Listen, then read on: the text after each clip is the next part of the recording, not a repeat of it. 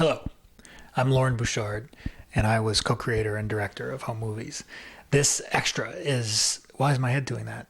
This extra is for season 4 box set, and season 4 is also our last season. So to kind of bring it all the way back around, I thought it'd be interesting to just take a few minutes and look and listen, mostly listen, to the earliest materials we have from the very, very beginning of the show.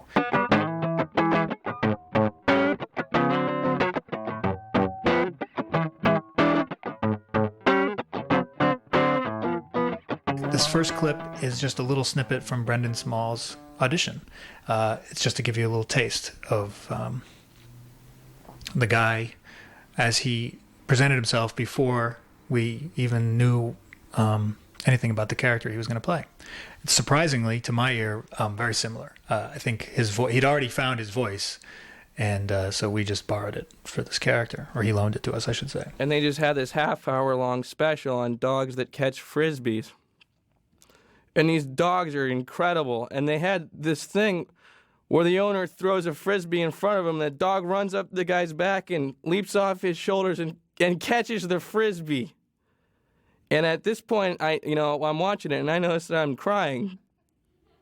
And I don't even know why. This showed this dog in slow motion just catching frisbees, and then big dogs and little dogs. And they had this next clip is the kids improvising together. The first clip, you'll hear them just in character, goofing around, trying to make a movie. There's also a microphone that's live in the control room, and so you're hearing me and some people we invited to just come listen to the recording session, laughing and interacting occasionally with the actors. This is a way to just kind of give the actors a feeling that they're performing for a real audience. It doesn't go on tape, except in this case. I've included that track in the mix, just so you can hear it. This day was, I'm going out of order. The day actually started with Brendan and Coach McGurk doing their scenes, and that went very well. I want to save it for last, for this extra. So I'm starting in the middle with Jason, Melissa, and Brendan kind of getting a feel for each other. I'm Dr. Jason, and I release the spider and rule the world. Not so fast, Dr. Jason. Because I'm coming. Feel free, Josie, Princess Josie. Wow, Mr. Brendan, we work well together to save humans. Say good, say we work well together. Wow, Mr. Brendan, we work well together as a team of equals to fight crime together. Cut. Okay, that you guys. That's pretty good. Girls can do everything boys can do. I know. This is wonderful. This is great. You know, when you start directing your own lady movies, this is you're gonna be wonderful, and you're really learning a lot about acting. But let me just tell you something about. You're wrecking my entire thing. I don't think so. I mean, I was thinking about Madame Melissa, and I was thinking about Mr. Brendan. I just thought Melissa, you would want me to. No, this is okay. To stay true to the character. No, I don't want to say you're not doing a good job, but you're really wrecking my movie. You know, this is something that I spent all this morning trying to think of that line. And Brendan. Yeah, Jason, I'm gonna need you to sit down. Was I good in it? You were. Okay, Melissa, hold on. Jason, that was the best performance by a human being. I have to go number 2. Jason, you take 5. All right, man. Brendan, I you want that better to walk him interfere to the with. bathroom. Jason, I'll walk you to the bathroom. Can you just sit tight for a second, buddy? Once my mother, because I couldn't go to number 2. Once my mother put her finger in it and it helped it go. Melissa, don't cover your eyes. It's just a story. It's a true story, and it's disgusting. Okay. Let's do another take. It is. It was healthy because if number 2 doesn't come out, you die. This next clip is really boring. It's I hesitate to include it because it's just a creative, conversation, I guess, about what to do next, how to handle the scene.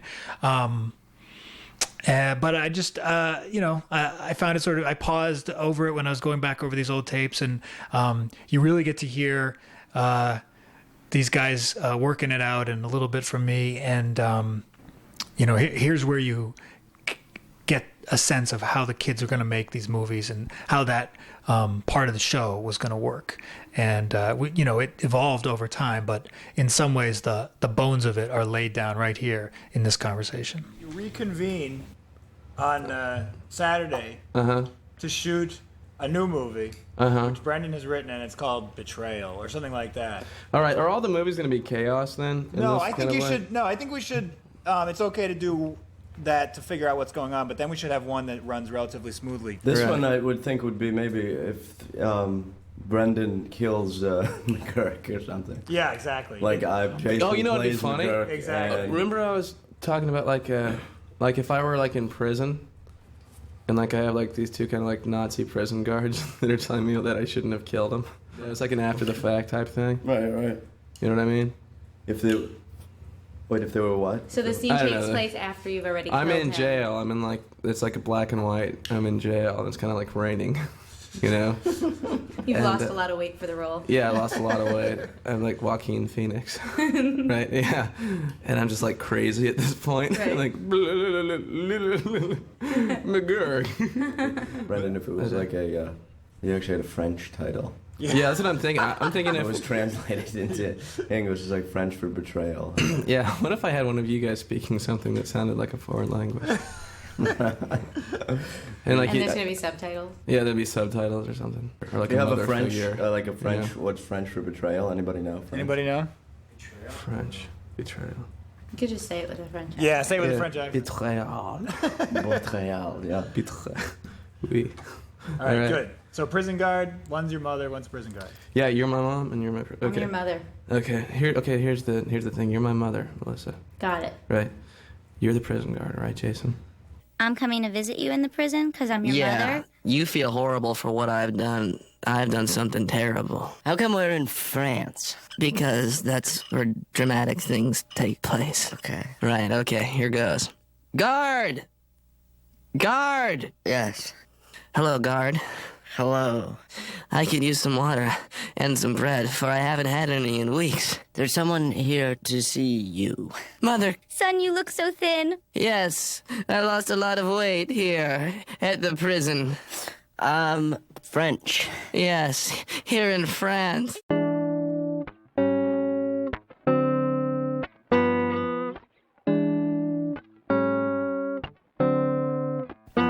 For this next clip, for these series of clips, I wanna go way out of order. This is actually from episode 2, from the archives of episode 2. But you get to hear in these clips the birth of Dwayne.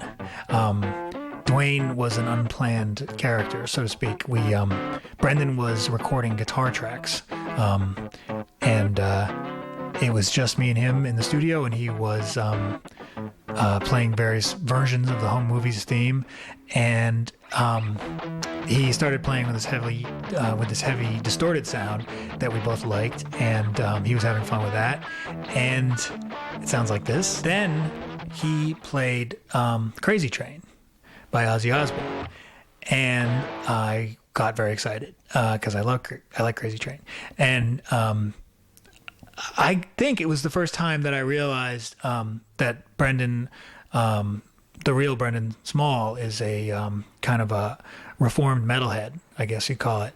I knew he was a good guitar player, but I didn't know the extent to which he was a shredder, as he would say.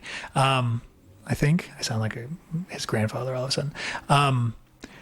But anyway, that moment when he was playing Crazy Train very well, and we were having fun with this idea of using heavy guitar in home movies. That suddenly, I think it seemed obvious to both of us that we could actually build a character around that and just drop him in. It would be very easy for Brendan to double up and play this metalhead teenager who the character Brendan would use to score his films. You decided to move to our small town. Well, that's why did you? I mean, a guy like you. I know, I don't like to talk about anything. You're very tight-lipped about your past. I get that a lot. Right. Yeah. Why? Hey, how are you guys doing? Fine, but what about your past? It's best you don't know too much about... There's one thing I do know, and that's that it's somebody's birthday. Happy birthday, Brendan. Guys. Yeah. Make a wish. Speech. No. Speech. What'd you say? Speech. No. Speech. No, I can't do it. Speech. No, speech. No, you wouldn't like me when I give it speech. Real quick, I just want to play you an actor finding a voice, because this is also something that's on tape. We rolled from we were just picking up one line of Dwayne saying "I gotta go." We were adding it into episode 2, but you hear Brendan, sort of playing around and using different voices, and we also didn't even know his name, and you can hear Brendan suggest Dwayne in this clip, so might as well play it. Hey, I gotta go. Wait, that sounds too much like my other character. Hey, I gotta go. I gotta go. Hey, I'm gonna go. I'm going now. Let's get a better like dickhead name. About Dwayne, or what about some guitarist name or somebody? Dwayne. Okay. All right. Hey, I'm gonna get out of here. All right, hey, thanks for coming. I'll see you tomorrow, Dwayne. Okay, I'll see you. This next series of clips is all Brendan and Coach McGurk. This is actually the first thing we recorded the first day, and it's the first time that John and Brendan had met. And I'm just going to walk you through a couple sections of this, and I think elsewhere on this disc we're going to include the entire session, start to finish, no cuts, and it could be really boring or it could be interesting. I'm not sure. I guess it depends on what kind of mood you're in and what you're looking for here. But I like it. I'm entertained by it. I think it's remarkable what these guys did, and it's nice to hear them. In this clip I'm about to play, you can hear them talking, figuring out what they're going to do, just kind of warming up. And also notice they slip. There's no moment when we say action. They are talking to each other and to me in their real voice, and then all of a sudden they're in the scene, which is something that these guys do a lot. Dynamic gonna immediately be that he's better than me in some, or I'm inferior, or will we be able to? Will that be a neat change to show later on happening? Yeah, like what exactly do you want to start with about what they're doing? Well, obviously they're at soccer practice, right? Right. The question is, like, if they didn't start out as angry at each other or, like, hating each other as much, maybe even if they joked around a little bit, but, like, I turn on a dime when I find out he's dating my mom, right? Well, I think that if they're going to if it takes Brendan aside, maybe, and maybe Brendan's having... I'm going to be having a couple problems with... fullback, too. Well, you can't be fullback. Why not? Well, because we have a fullback. Yeah, but it's either the bench or the fullback because I can't run very good. Well, it's the bench then. But Brendan, the point is that we have a player right now who's set. You know, Timmy Kaczynski is going to be fullback. He tried out for that. He's going to play that.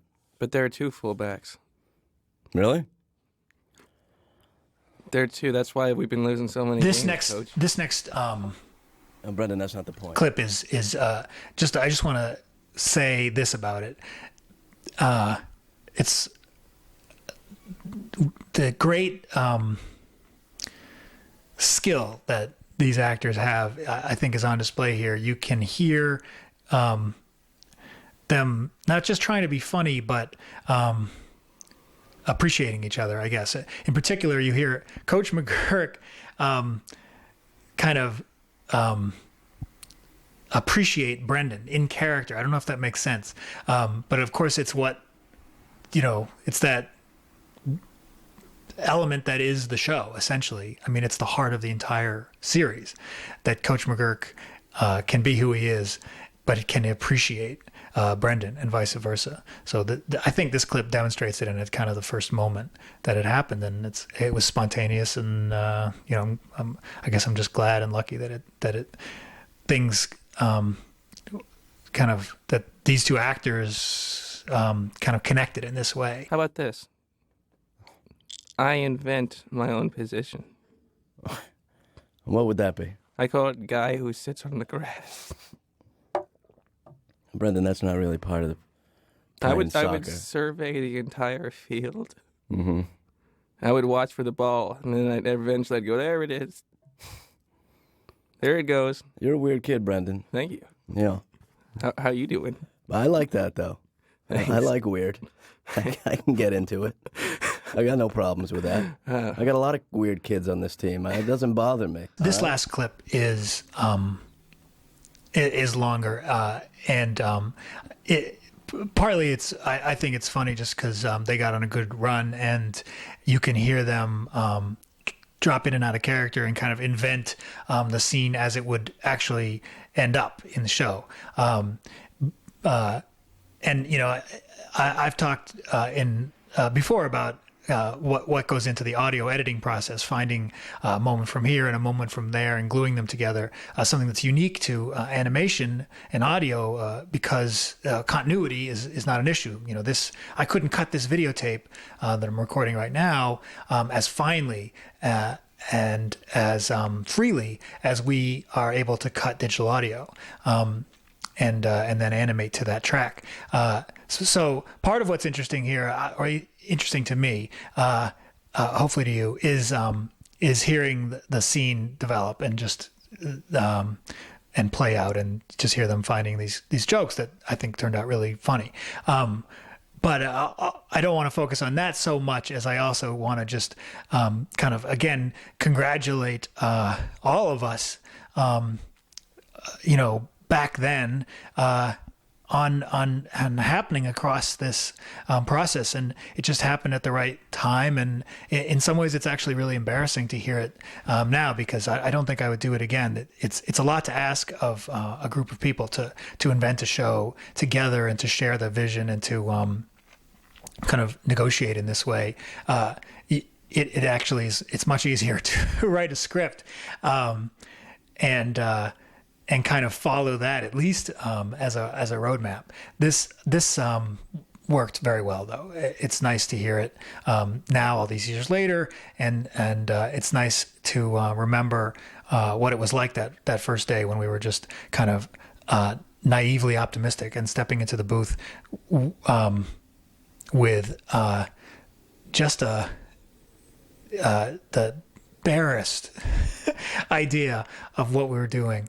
It's nice. I think it's probably the most natural piece of work that I'm likely to do, and maybe all of us.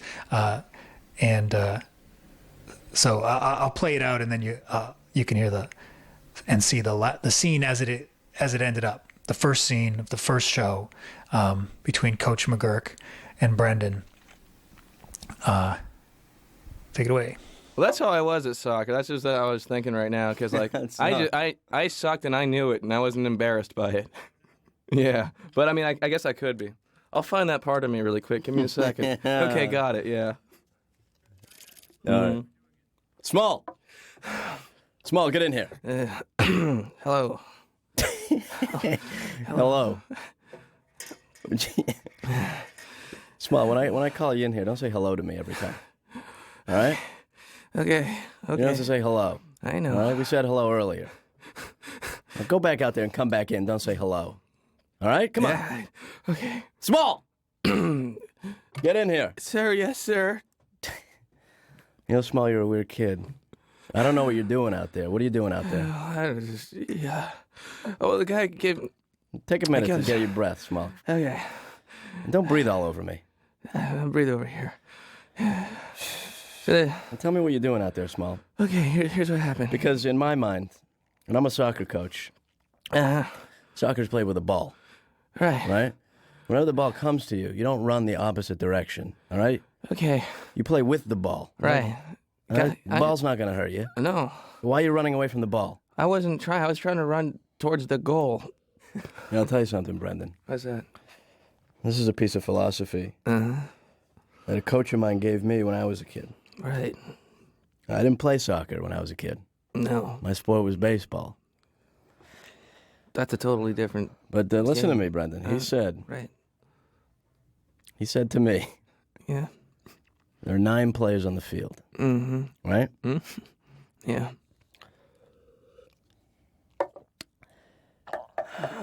It's pretty good advice he gave. Wait a minute. Right. What the hell did he say? He said there are 9 players on the field. Mm-hmm.